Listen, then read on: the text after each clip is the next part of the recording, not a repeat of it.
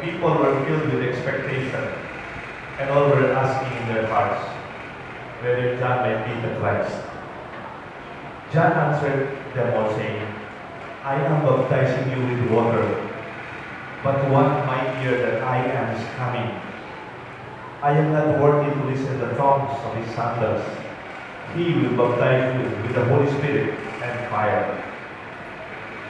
After all the people had been baptized, and Jesus also had been baptized and was praying, heaven was opened, and the Holy Spirit descended upon him in bodily form like a dove.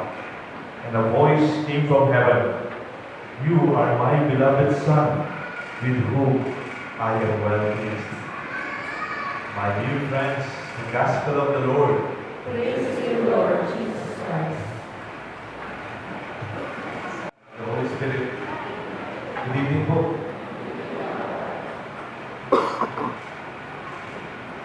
Nung Biyernes, pinag-usapan namin kung yung Belen, kung tatanggalin na o me-maintain. Kasi medyo may sentimental na po gusto pag-maintain. Meron pa akong Christmas hangover. Kasi po bukas, ordinary day na. At saka ngayon, baptism of the Lord.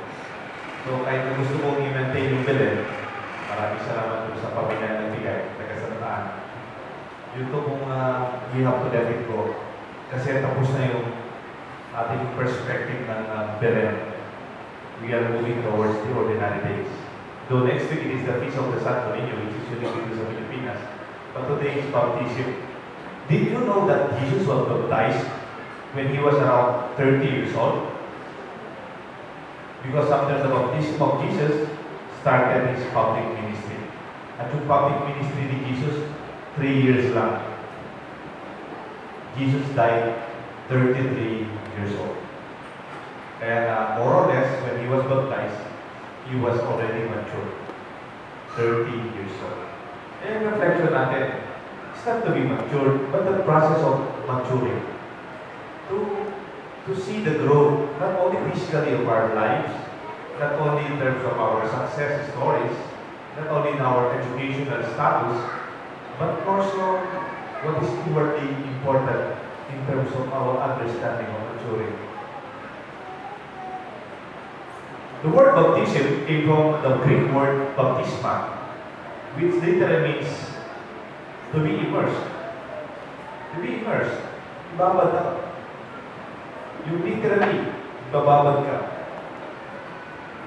It is in our real condition of our humanity that Jesus was immersed from being Son of God to Son of God. True God and true man. Noong unang panahon po, literally, ang binyag, binababa. Talagang, literally, they immerse them in water. Parang ngayon, yung ibang born again po, ginagawa po po yun. Pero sa atin, sa dami ng mga bata, and also for reasons of safety, ano na lang po yung holy water talaga ginagamit natin. Minsan, meron pong parang born again group. Nagano po sila, nagbibinyag sila sa ilog. Kaya lang yung step po nila, yung mga nakapilang mga binibinyagan, talagang nilulublog po sa tubig. Tapos, pag ginano ng ulo ng pastor, yung kanilang binibinyagan, itatanong niya, Did you see Jesus? Ang tatanong daw nung nabinyagan ng born again, I saw Jesus. Tapos daw yung congregation papalapa, Amen, Amen, Amen. Eh, meron pong lasing. Nanonood sa mga nakapilang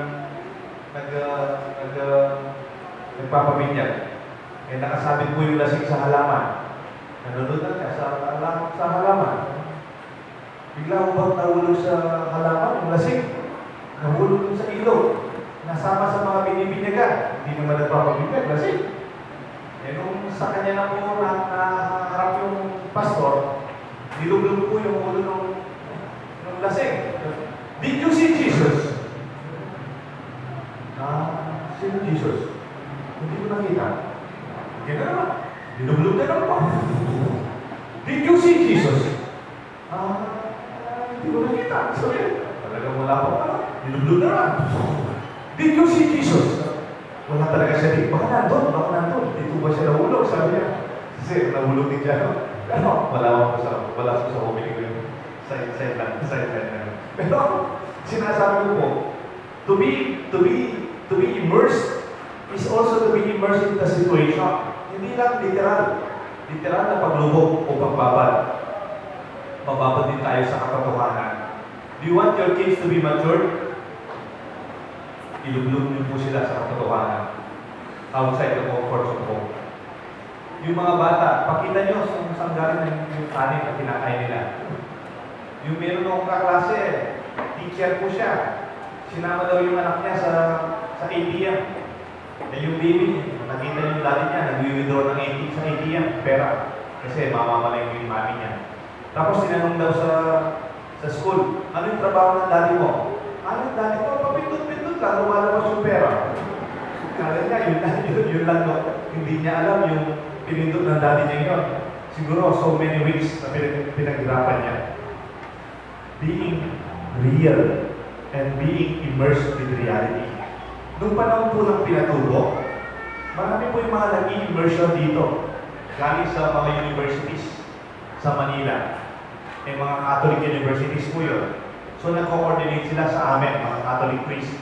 Ako yung in-charge noon sa Pampanga, sa mga naging immersion, nag-exposure sa mga evacuation center, mga tent city, at saka sa mga resettlement. Kaya lang po, napansin ko, after some months, pinahinto ko po yung program. Kasi napansin ko, darating yung mga bata na aircon, na bus, maganda yung suot, may masarap na baon, tapos para bang theology class nila, religion class, tapos lalabas sila, titignan yung mga bata sa evacuation center, tapos wala naman talagang immersion, parang tingin lang, yung feeling ko, parang tinitignan lang yung mahirap sa aquarium, tapos alis na sila. Tapos may iwan yung halikabok ng mga bus nila. Isa na may narinig ako dun sa mga nag-usap, kawawa naman sila, no? Ang perspective ko siya kasi kapampangan perspective. Ano yung mararamdaman ng mga bata nasa evacuation center? Pag binisita ka ng mga naka-aircon, ng mga estudyante sa university, what will be the impression that will be left to them? Kaya sabi ko, let us establish, this is not real immersion. This is just like a tourism of piety, for them to see and then they go.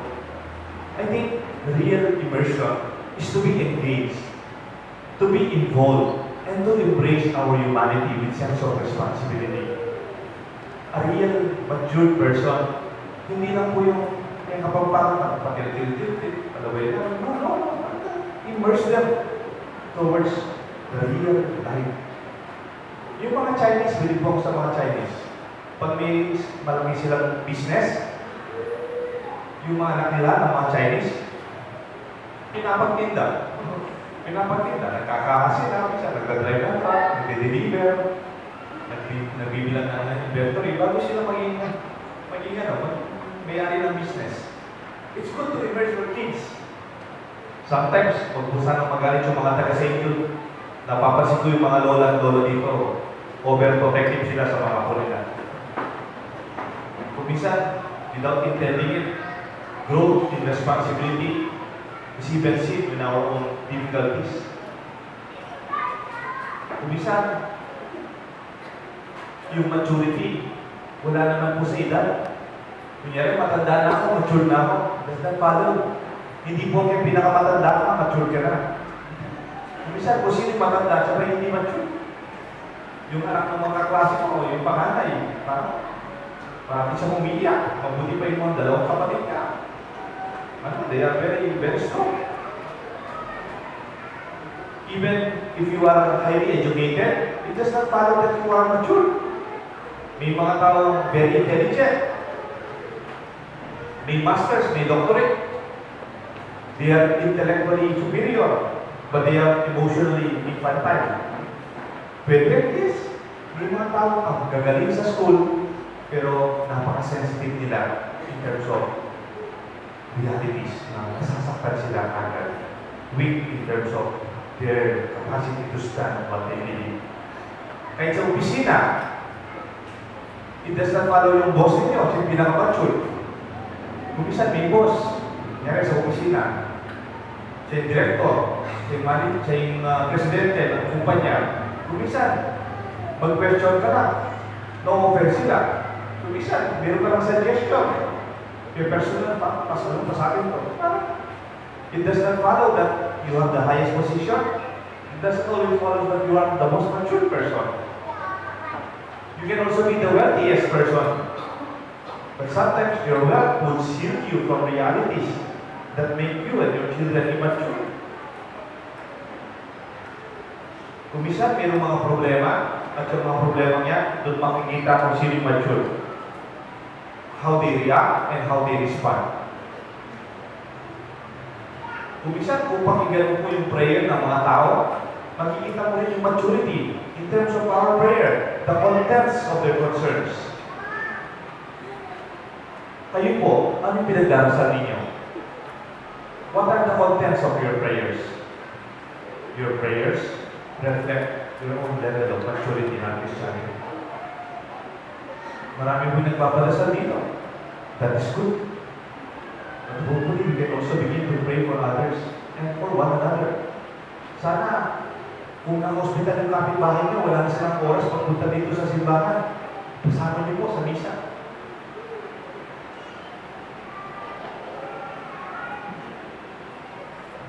Hindi pa po ako pare noon, may inanak na ako.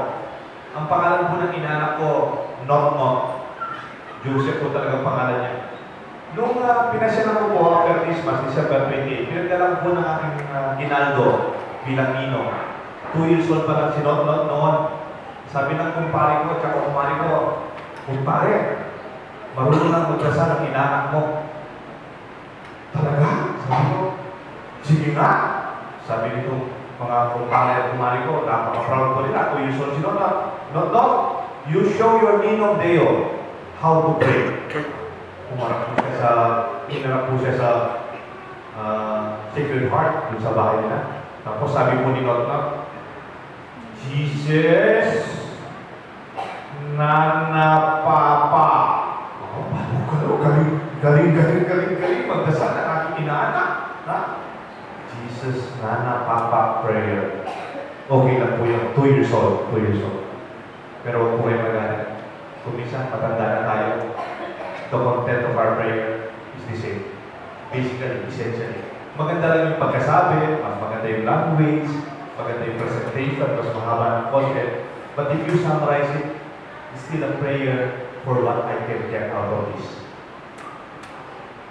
Even in our prayer, my dear friends, you realize your maturity is what you pray for.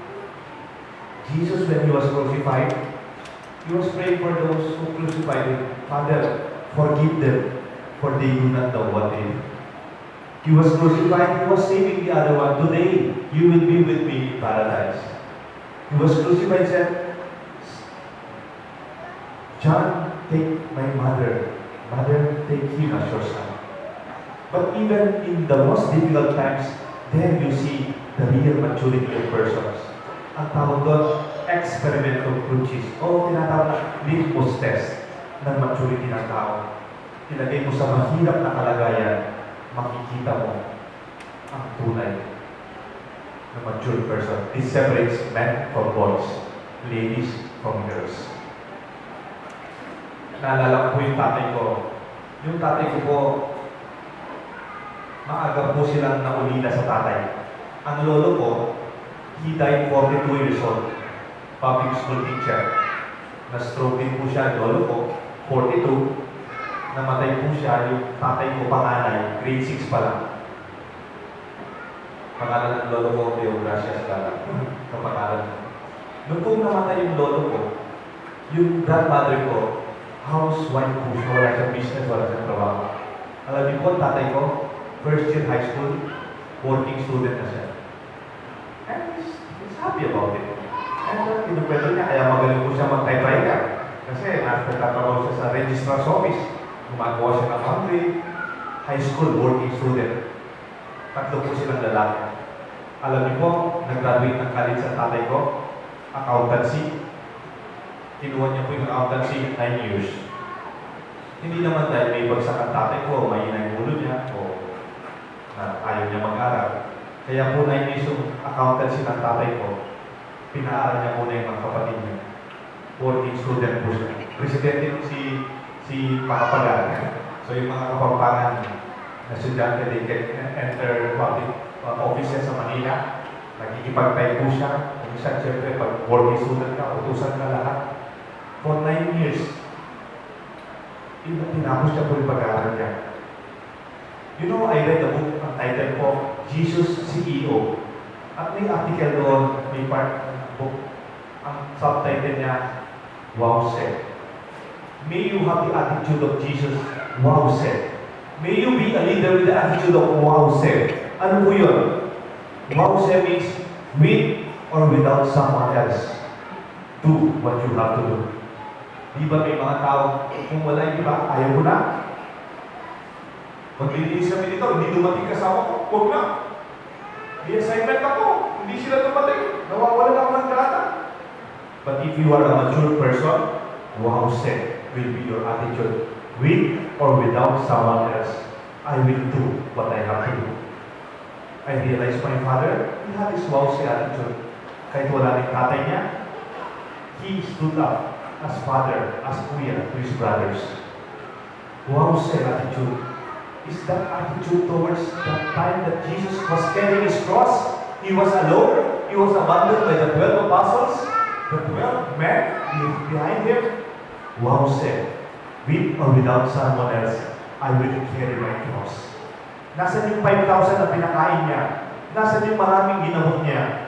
Nasaan sila? They were gone. But Jesus did not complain. Did not blame anybody. He had a very mature leadership of wow said. You want to be a leader?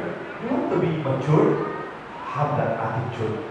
You embrace your mission in life even when you are abandoned by others. It is not about somebody's watching. Somebody is looking after me. O baka masabi ng ibang tao. It's no longer about these things. Bilib po ako doon sa isang chairman ng Board of Trustees, Board of Directors, ng isang pinakamalaking corporation dito sa Pilipinas. Hindi ko pa naman sasabihin kung ano. Kasi po yung sa Vice President, yung Chief of Staff niya, kaibigan ko po. Doon daw, gumawa sila ng annual report. Siyempre, gumawa po sila ng annual report, yung mga sales nila, yung mga output, yung mga achievements, yung mga challenges. Dumating daw yung chairman of the board, nakilakapter. May meeting na malakihan. Yung kaibigan ko, isa sa mga nag-present, prepare ng mga presentation materials at mga data. Alam niyo po kung 1 hour daw yung meeting. Nag-prepare sila, sabi niya, bilisan niyo yung presentation ninyo. Yung meeting nilang 1 hour, they spent around 10 minutes discussing what happened in the previous year. And then pagkatapos sabi daw ng chairman of the board, then what do you plan to do after this? He did not deal and that much of what happened. He was looking forward to what is to come. What are your plans? What are your expectations? What do we have to do? What's next? How can we do it better? A mature person does not blame what happened in the past. It's not, may mga tao na bumubuhay sa nakalipas. Galit, may emotional attachment, mayroon silang sinisisi. A mature person always looks forward. A good leader must be mature. I pray that in our parish, I even pray for the minimum participation in Christ's mission. When I say participation, sinasabi ko sa mga commentator, sana pag kayo believe in God, hinaan yung boses nyo.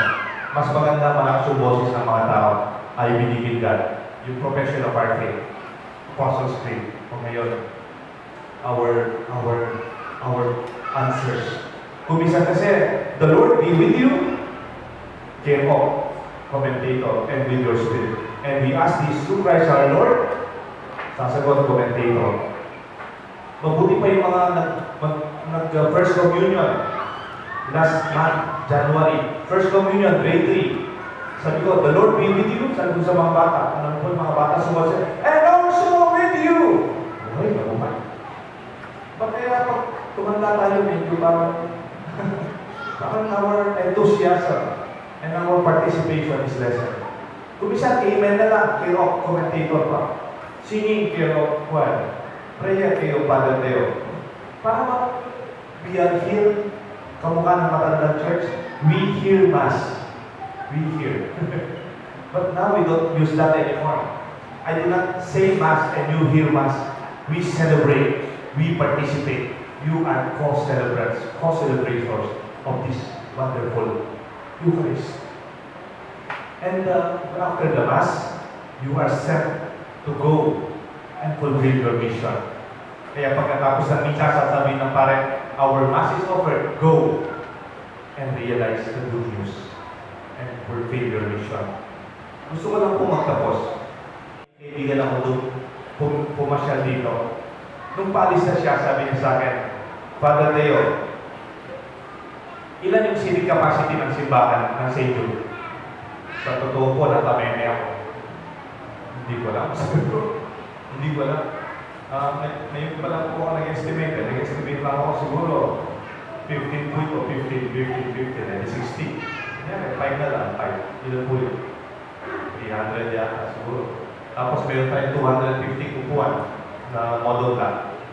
Plus 250. Eh, nung Pasko, nagpabili po ako ng 100 na model lang. Binayaran natin pagkatapos ng Pasko. Tapos po, may hinarap po ako 100 na upuan dito sa may private family. Tapos may nag-donate ng 50 na upuan. Tapos, malapit na yung Pasko, naghiram po ako ng 200 na upuan dito sa sister-in-law ko na may catering. Hindi na nila ginagamit, no? Hindi na nila pinabayad. So, more or less ang estimation ko sa mga plastic chairs, siguro mga 700. Capacity ng simbahan, roughly mga 300 maybe. Siguro more than 1,000. Did you know that ang mga tao ng Pasko, more than these chairs? Ikita niyo po, mas marami po yung nakatayo kaysa sa mga lampo. Kung minsan we measure the growth of the church by its volume. Sometimes we measure the success of a community by its seating capacity. You know, I really believe it does not depend on the volume of the seating capacity. Sabi ko, it's not about seating capacity. What is important is the sending capacity of our church.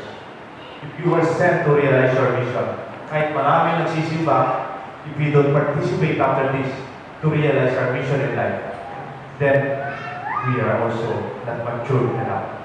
25 years na po ang St. Jude this month, 2016. I hope our church also matures. Not only in terms of volume of churchgoers, but people who take upon the mission of a matured life as a Christian community. Let this be the invitation. Let this be our good news. Let this be our challenge. May God bless us, the Father, the Son, and the Holy Spirit. Amen.